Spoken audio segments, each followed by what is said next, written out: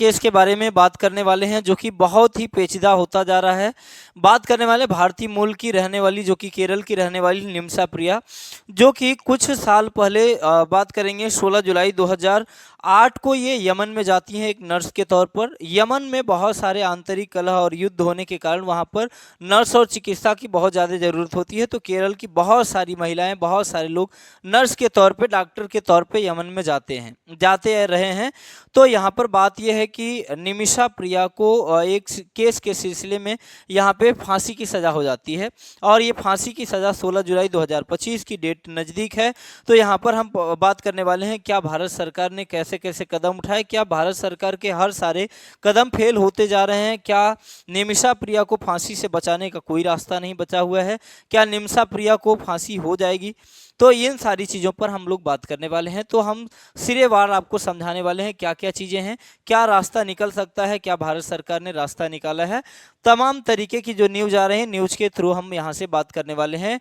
तो understanding blood money in Islamic law as Kerala nurse Nimisha Priya executive date, यहाँ पे डेव्स near, जो कि अभी इनका फांसी का डेट नज़दीक है। तो क्या कुछ खास बातें रहने वाली हैं, क्या इनको बचाया जा सकता है संभवतः, क्या भारत सरकार प्रयास कर रही है, क्या भारत सरकार वहाँ के सरकार से बात कर पा रही है। लेकिन सबसे बड़ी बात यह है कि यह हुआ कैसे, ये केस हुआ कैसे, निमिषा प्रिया वहाँ जाकर के फंस कैसे जाती हैं। तो हम आइए बात करने वाले हैं, समझाते हैं एक तरीके से सिरेवार लेकर के, एक एक पॉइंट यहाँ से हम आपको समझाते हैं। देखिए, निमिषा प्रिया जाती हैं 16 जुलाई 2008 को, 16 जुलाई 2008 को जाती हैं यमन में, नर्स के तौर पर ये जाती हैं। भैया, हम बात करने वाले हैं कि बहुत सारे लोग जो हैं केरला से यहाँ पर यमन में जाते हैं नर्स और डॉक्टर के तौर पर। आंतरिक कलह होने के कारण यहाँ पर बहुत सारे चिकित्सा की ज़रूरत होती है, आए दिन वहाँ पे युद्ध वगैरह होते रहते हैं। अब देखिए, बात यह है कि 2011 में फिर निमिषा प्रिया भारत केरल में वापस आती हैं और भारतीय मूल के व्यक्ति से शादी कर लेती हैं। चले, यहाँ पे भारतीय मूल के व्यक्ति से ये शादी कर लेती हैं। शादी करने के बाद फिर से ये यमन में जाती हैं, और यमन में बहुत दिन से जो प्रशासनिक तौर पे जो सरकारें चल रही थी, जो वहाँ के राष्ट्रपति थे, ठीक है, वहाँ पर हूती समुदाय के लोगों ने विद्रोह कर दिया और उन्होंने यमन सना पर उन्होंने कब्जा कर लिया।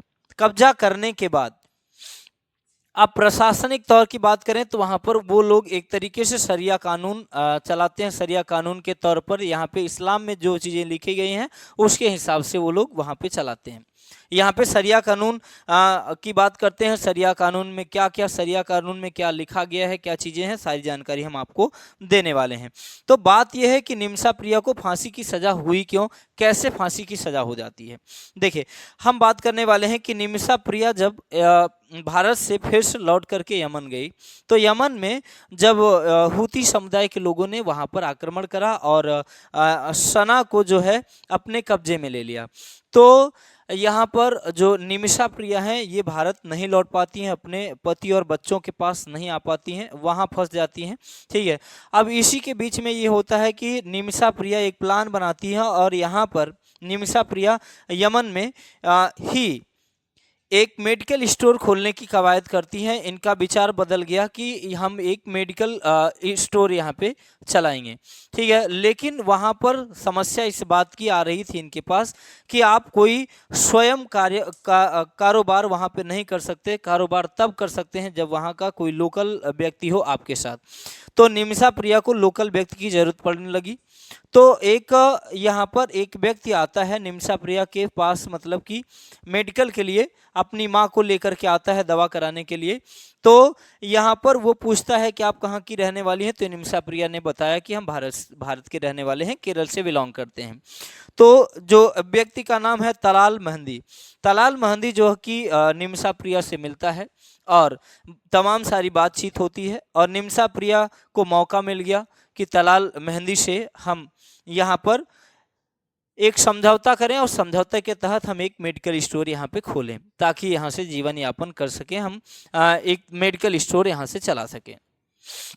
तो भैया, इनके बीच में बातें भी बन गई और निमिषा प्रिया और तलाल मेहंदी मिलकर के काम भी करने लगे। दोनों यहाँ पे पार्टनरशिप पे काम करने लगे, दोनों पार्टनरशिप पे काम किए। उसके बाद क्या हुआ कि जब कुछ दिनों तक ये चला, उसके बाद 2014 की बात करेंगे, ठीक है ना।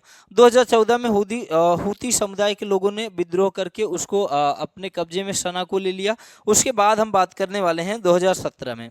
ठीक है, 2017 में अब निमिषा प्रिया का यहाँ पर कहना यह है कि निमिषा प्रिया ने इन पे यहाँ पे तलाल मेहंदी के ऊपर आरोप लगाया कि तलाल मेहंदी मुझे मानसिक रूप से प्रताड़ित करते हैं और हमारा जो है कि पासपोर्ट वगैरह रख लिए हैं, हमको भारत आने की मतलब कि हम भारत कैसे लौट सकते हैं, हमारा सारा पासपोर्ट सारा डॉक्यूमेंट वगैरह सब तलाल मेहंदी ने जब्त कर लिया है। तो यहाँ पर निमिषा प्रिया को कोई सलाह देता है, सन 2017-18 की बात है। तो निमिषा प्रिया को यहाँ पे इनके विचार में ये आता है कि तलाल मेहंदी को जो है, निमिषा प्रिया के विचार में ये आता है कि तलाल मेहंदी को हम नींद की दवा दे देते हैं और नींद का इंजेक्शन देंगे। की दवा देने के बाद जब ये नींद में हो जाएंगे तो हम अपना पासपोर्ट यहाँ से ले लेंगे। लेकिन एक बात ये होती है कि जैसे ही निमिषा प्रिया ने उनको दिया दवा, बेहोशी की दवा जैसे ही दी, उसके बाद ये ओवरडोज की वजह से, बताया जा रहा है इसमें ओवरडोज की वजह से तलाल मेहंदी की मृत्यु हो जाती है। तलाल मेहंदी की मृत्यु हो जाती है और उसके बाद यहाँ पर पता चला, ठीक है, वहाँ की सरकार का कहना है, यहूदी समुदाय के लोगों का कहना है कि जो तलाल मेहंदी है उनकी जो डेड बॉडी है एक कह सकते हैं एक बॉक्स में छोटे छोटे टुकड़ों में करके मिली और यहाँ पर उसमें दोषी ठहरा दिया जाता है निमिषा प्रिया को। निमिषा प्रिया हालांकि इनका ये भी तमाम चीज़ें हैं, वहाँ पे केस चलाया गया बाकायदे, ठीक है ना, वहाँ के कोर्ट में केस चलाया गया। लेकिन बात यह है कि निमिषा प्रिया को कोई जस्टिस नहीं दिया गया, वहाँ में ना तो कोई लायर मिला ना तो कोई वकील, इनकी तरफ से निमिषा प्रिया की तरफ से कोई वकील भी नहीं था। और जो कानून चलाया गया वो सब यहूदियों की जो भाषा है मुख्य भाषा में चलाया गया। तो यहाँ पे इनको कुछ समझ में ना आया होगा, समझ में नहीं आया। हालांकि इनको कसूरवार ठहरा करके फांसी की सज़ा दे दी जाती है। अब फांसी की डेट यहाँ पे निर्धारित की गई, जो कि डेट वाइज जिस तरीके से सुनवाई होती रही है, यहाँ पे फांसी की सज़ा 16 जुलाई 2025 को दी गई। अब यहाँ से भारतीय यहाँ से इनकी माँ जो है, निमिषा प्रिया की माँ जो है वो 1 साल से यमन में ही है, ठीक है। यहाँ पे ये दिल्ली हाई कोर्ट में जाती हैं, याचिका लगाती हैं कि हमारी बेटी को बचाया जाए। तो अब ये इनकी माता भी दिल्ली हाई कोर्ट से परमिशन लेती हैं कि हमको भी यमन जाने दिया जाए। तो यहाँ से ये जाती हैं और हाई कोर्ट की बात करते हैं। यहाँ पे भारत सरकार ने वहाँ से जो कि यमन की जो सरकार है राष्ट्रपति से गुहार लगाई और सारी चीज़ों पे समझ बूझ करी। तो बात यह है कि जो यहाँ पर यहूदी समुदाय के जो लोग हैं उन्होंने सना पर खुद से कब्जा कर लिया है। तो वहाँ की जो सरकार है उनका कोई कानून वहाँ पे नहीं चलता है। इनका जो यहूदी समुदाय के लोग हैं ये खुद से शरिया कानून चलाते हैं। यहाँ पे इनके पास शरिया कानून है और शरिया कानून में क्या क्या चीज़ें लिखी हुई हैं। शरिया कानून में ये चीज़ें लिखी हुई हैं कि अगर कोई व्यक्ति आपसे दुर्व्यवहार करता है, जैसे मान लीजिए कि कोई व्यक्ति एक व्यक्ति की आंख फोड़ देता है तो आंख के बदले आंख, अगर एक व्यक्ति किसी की हाथों को चोट पहुंचाता है या हाथ काट देता है तो हाथ के बदले हाथ, ठीक है। अर्थात कहने का मतलब है कि जान, अगर कोई व्यक्ति किसी व्यक्ति की जान ले लेता है तो जान के बदले जान लिया जाएगा। ये उनके शरिया कानून में दिया गया है, जो यहूदी समुदाय के लोग जो मानते हैं, जो उसमें उनका जो भी दिया गया है उसमें वो सारी चीज़ें उनके धार्मिक ग्रंथों में जो चीज़ें दी गई हैं वो उनको मानते हैं, फॉलो करते हैं, ठीक है। अब यहाँ पर दिया गया कि जान के बदले जान, तो निमिषा प्रिया को फांसी की सज़ा हो गई। अब यहाँ पर बात यह है कि सरकार जो है यहूदी समुदाय के लोगों से कोई संपर्क इनका नहीं हो पा रहा था, बड़ा मुश्किल था, लेकिन किसी तरीके से कवायद ली गई। लेकिन यहाँ पर बात यह है कि क्या इनका बच पाना बड़ा मुश्किल है। क्या देखिए यहाँ पे क्या ऐसा नहीं हो सकता है, क्या ऐसा तो कुछ रूल होगा जो कि निमिषा प्रिया को बचाने का तरीका यहाँ से मिल सकता है।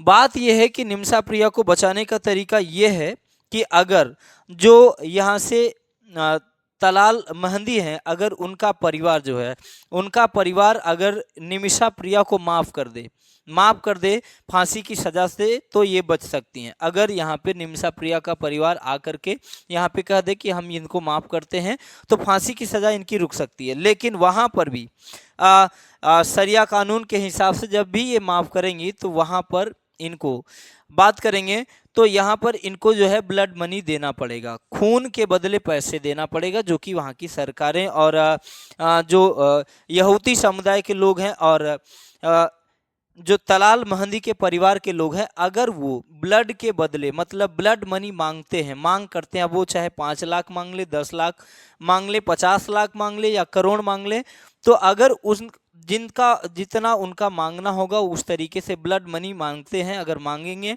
तो अगर इधर से वो पूरा कर दिया जाएगा तो हो सकता है कि इनको बचाया जाए। लेकिन ऐसा अब तक कुछ नहीं हुआ है, क्योंकि वो लोगों ने यहाँ पे ब्लड मनी नहीं मांगा है, उनकी मांग नहीं करी है। तो देखते हैं इसमें क्या होता है। बहरहाल की अभी कवायद जारी है। तो निमिषा प्रिया की जो कल फांसी होने वाली है, अब देखते हैं कि सरकारें क्या कर पाती, इसमें क्या चीज़ें हो रहा है। अभी तक यहाँ पर कुछ सकारात्मकता आई है कि हो सकता है इनकी फांसी टल जाए। ठीक है ना। तो यहाँ से हम बात करेंगे भैया, इस तरीके से चीज़ें